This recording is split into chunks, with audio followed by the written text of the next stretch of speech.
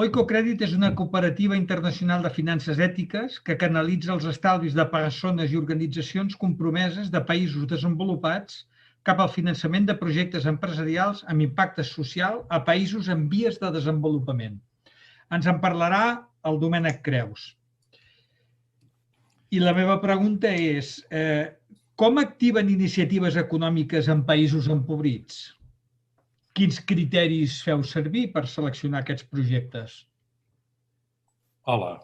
Bona tarda de nou. Ara amb el barret d'Oikocrèdit. Com bé has dit, Oikocrèdit és una cooperativa participativa i democràtica sense ànim de lucre. Va ser fundada l'any 1975 a Holanda i capta estalvis als països europeus bàsicament per atorgar préstecs a organitzacions locals del sud, sobretot en les àrees de microfinances, agricultura sostenible i energies renovables. En aquests moments hi ha 686 organitzacions sòcies repartides en 69 països, de les quals 466 són organitzacions d'inclusió financera.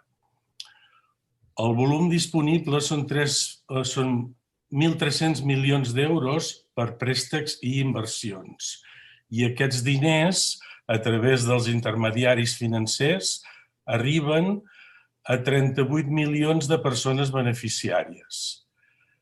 Per fer tota aquesta tasca, Oikocrèdit disposa de 30 oficines regionals a diferents països del sud. I pel desenvolupament de l'organització hi ha 30 organitzacions de suport regionals a 13 països europeus.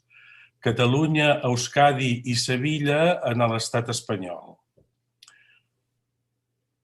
Per la selecció dels projectes, Oikocrèdit treballa amb intermediaris financers i cooperatives, com dèiem abans. Disposa d'aquestes 30 oficines pròpies i d'agents per cobrir els territoris servits a Àfrica, Amèrica Llatina i Àsia.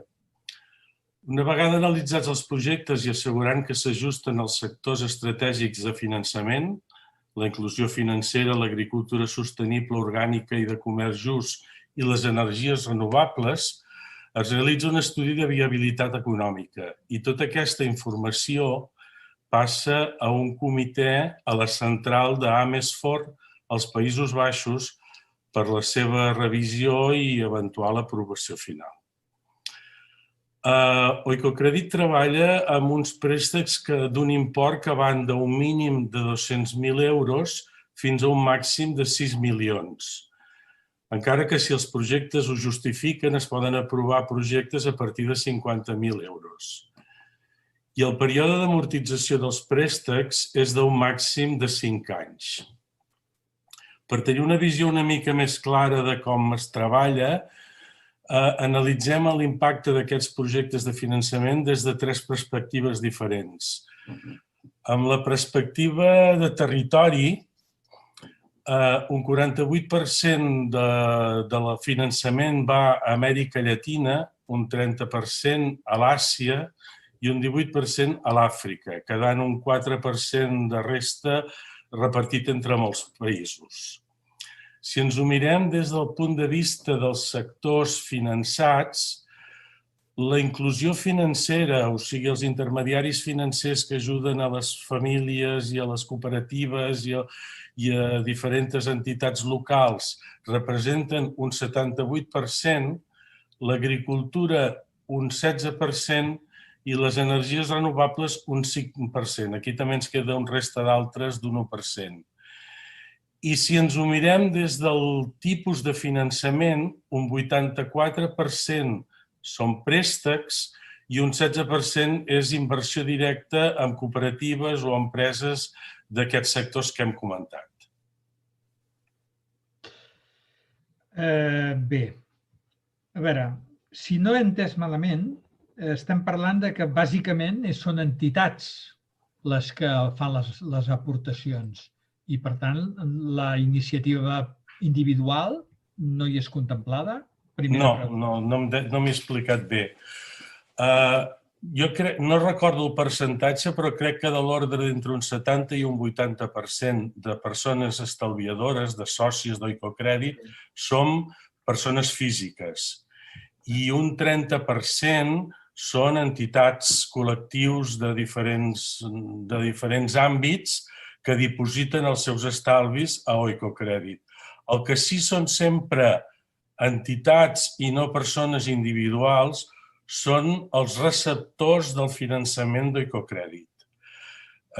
Seria difícil per una entitat europea arribar a una comunitat de dones que treballen a una ciutat de qualsevol país africà i poder gestionar el finançament dels seus projectes.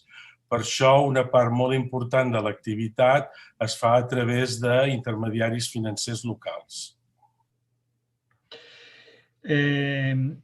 Entenc que els diners queden respaldats d'alguna manera pel Banc Central Europeu, com les altres entitats, o es treballa sense xarxa? No exactament. Deixa'm-ho comentar una mica en detall. Oicocrèdit, com hem comentat, és una cooperativa formada per persones i entitats que dipositem de manera voluntària els nostres estalvis per tant de poder realitzar préstecs als països del sud. No es tracta d'una entitat del sistema bancari europeu. Està fora del sistema de garantia interbancari i, per tant, els estalvis no estan tècnicament garantits.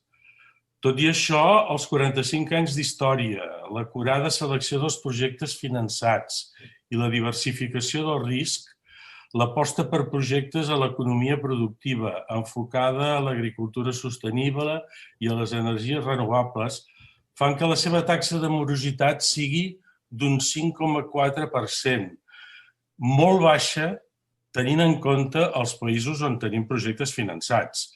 Com a comparació, a l'estat espanyol la morositat és del 4,79 i estem en un context socioeconòmic de primer món.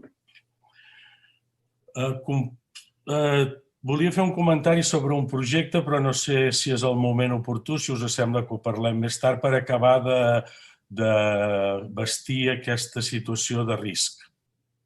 Podem parlar-ho més endavant, si voleu. Deixem-ho pel debat. Correcte. Deixem fer-te una darrera pregunta. Digue.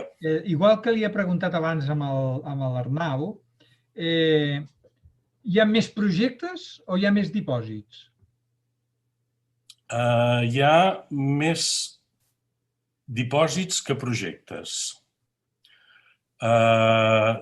Tot i que no sé quin és el balanç en aquests moments, no tinc els números a mà, però els podríem mirar en l'informe del tancament del darrer any, però en general hi ha un sobrant, com a la majoria d'entitats de finances ètiques, hi ha més persones i en aquest cas d'Oico també entitats interessades en moure els seus estalvis a entitats de finances ètiques que projectes que compleixin amb els criteris exigits per l'entitat. Molt bé. Tinc algunes preguntes per fer-te, però les farem després a la taula rodona perquè hi ha alguna pregunta que va dirigida a Oico. On tu vulguis. Anem per la següent entitat.